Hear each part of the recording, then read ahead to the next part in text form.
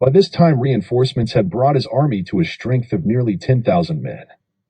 Santa Anna had disposed his army in and around Mexico City, strongly fortifying the many natural obstacles that lay in the way of the Americans.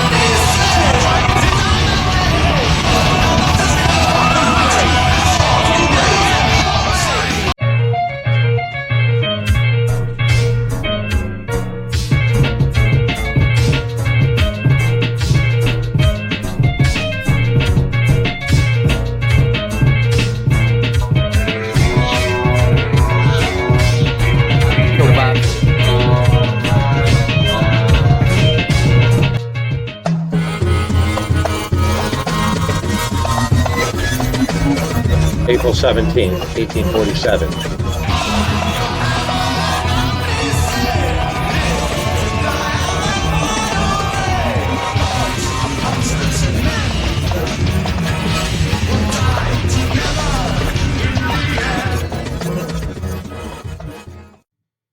General Winfield Scott began his advance toward Mexico City on April 8, 1847. The first resistance encountered was near the hamlet of Cerro Gordo, where Santa Anna had strongly entrenched an army of about 12,000 men in mountain passes through which the road ran to Jalapa. After Winfield Scott and his army's capture of Veracruz on March 29, 1847, General Jorge Lopez de Santa Anna was commander of all Mexican forces of the East. The self-styled Napoleon of the East, Santa Anna readied his 12,000 host for the American battle. By April 2nd, Santa Anna and his forces had crossed the Rio de Antigua. The Mexicans deployed to Cerro Gordo, a small town that lies at a bottleneck of the River del Plan and its surrounding valley.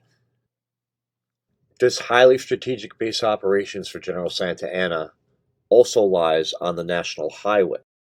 This highway links from Veracruz on the way to Jalapa. The large egg-shaped valley that surrounds the river is littered with hill-sized outcroppings of rock, large enough for large batteries and hundreds of men. Santa Anna's men had all such preparations in place. Scott's vanguard, commanded by David Twiggs, reached the Cerro Gordo Pass on April 12th. As they were making camp outside a village along the Rio del Plan, General Scott sent Lieutenant Beauregard of the United States Corps of Engineers to scout out and see if it was possible to flank Santa Anna's army and what preparations would be needed in order to do so. The commander of this scouting party to get the engineers out along the battlefield to survey and assess Scott's quarries was then Lieutenant Robert E. Lee. This scouting maneuver was successful, and Beauregard was able to plan out the necessary preparations needed to make Scott's plans work and possibly capture most of Santa Anna's army. This was actually recorded by Ulysses S. Grant, and Grant is who named Robert E. Lee in his war diary as General Scott's choice for this reconnaissance mission. It was determined that forces may be able to ambush and surround the Mexican army via the Mexican left flank and take the hill if roads were constructed and artillery lowered down a series of bluffs at night unseen by the Mexican army, making possible transport of infantry and artillery behind the cavalry units of mounted riflemen and dragoons in order to take the position and gain a topographical advantage for the fight. This reconnaissance undertaken by Robert E. Lee allowed Scott to expose a blaring strategic mistake by the commander of Mexico's Eastern Army, General Santa Anna, who believed his army's arraignment was unflankable due to the tough terrain that the Army Corps of Engineers solved with state-of-the-art engineering from a highly trained officer corps via West Point.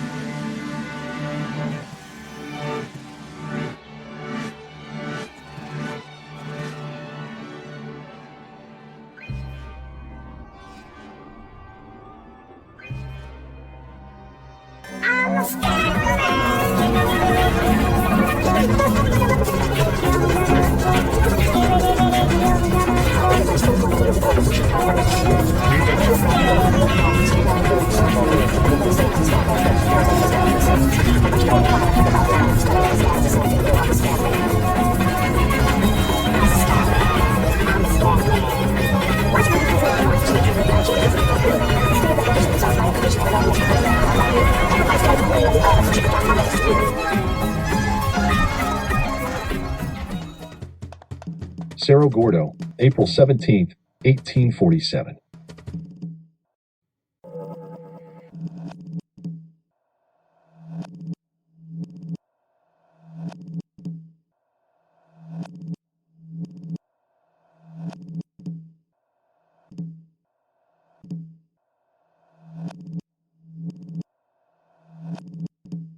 The Division of the East Army of General Antonio Lopez de Santa Anna deployed on the right General Pinzon's 5th Infantry and the Atlico Battalion of 500 men with 1 artillery battery, 7 guns. In the center was Navy Captain Arroyo with force of Libertad of 400 men and Zacapostia 300 men battalions and 1 artillery battery of 8 guns. On the left was Colonel Badillo and the Yalapa, Cotepec, and Tustayan National Guard companies of 250 men and 1 artillery battery of 9 guns. Back in the camp at Matamoros was commanded by General Yarrero and consisted of the Matamoros and Topeka battalions of 450 men and 1 gun. Along the road was General Diaz de la Vega with his 6th Infantry of 900 men and his Grenadier Battalion of 460 men. He had 1 artillery battery of 7 guns. At the Telegraph Hill, Brigadier General Vasquez, Colonel Lopez Iragua, and Colonel Palacios, the artillery commander, held the 3rd Infantry and Colonel Aspitia's 100 men and 1 artillery battery of 6 guns. The reserve camp at Cerro Gordo was commanded directly by General Antonio Lopez de Santa Anna with his 1st, 2nd, 3rd, and 4th Light Legio of 1,700 men and the 4th under Colonel Lopez Iragas and the 11th Line of 780 men, artillery reserve probably 1 battery of 5 guns, general park, hospital, baggage, and etc. Mexico's cavalry forces at Corral Falso were commanded by General Canalizo, consisted of a squadron of Mexican hussars and the 5th and 9th Line Cavalries, Morelia and Caracios regiments, Yalapa, Chocchi, Camula, and Orizaba squadrons.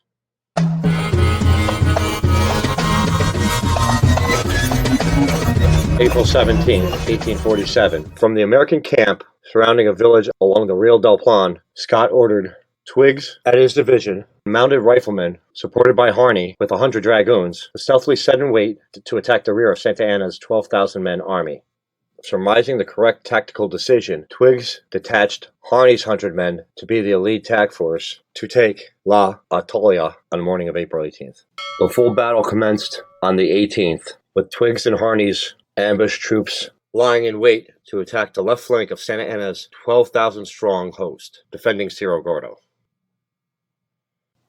While Worth guarded the rear, Scott sent a large column of veteran troops under General Pillows for a frontal assault on the center battery on the right side of the Mexican line. The route used by Pillows' column was selected by Robert E. Lee and comes off the National Highway to Yalapa through a small valley between 2 rises. This negated any effect of artillery from the northernmost and southernmost right batteries. Across the Rio del Plan, on a high ridge, the Americans placed howitzers to supply suppressing fire on the batteries across the river, while General Pillows' column engaged in a frontal assault, which was repelled. However, Pillows' artillery units were able to place batteries on heights across from the Mexican batteries.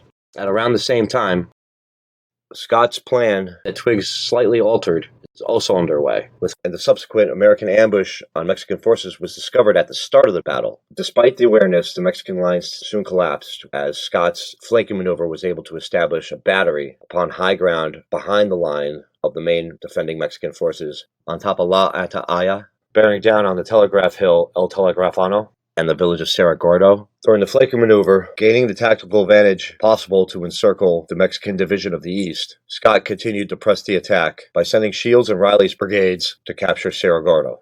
Shields' brigade broke off from Riley's brigade as they formed a pincer to capture the Mexican battery of 5 guns that was defending Cerro Gordo. Disastrous for the Mexican army.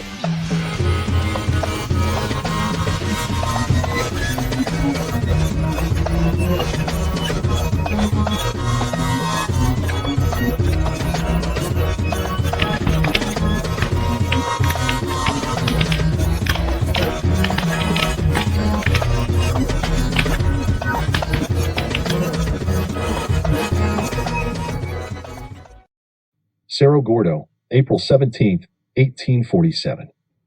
Scott quickly won the battle with a flanking movement that cut off the enemy escape route, and the Mexicans surrendered in droves. From 1,000 to 1,200 casualties were suffered by the Mexicans, and Scott eventually released on parole the 3,000 who had been taken prisoners. Santa Anna and the remnants of his army fled into the mountains. American losses were 64 killed and 353 wounded. Scott quickly pushed on to Jalapa, but was forced to wait there for supplies and reinforcements. After some weeks, he advanced cautiously to Pueblo. Wounds and sickness put 3,200 men in the hospital, and the departure for home of about 3,700 volunteers whose enlistments had expired left Scott with only 5,820 effective enlisted men at the end of May 1847. Scott stayed at Puebla until the beginning of August, awaiting reinforcement and the outcome of peace negotiations which were being conducted by Nicholas P. Trist, a State Department official who had accompanied the expedition.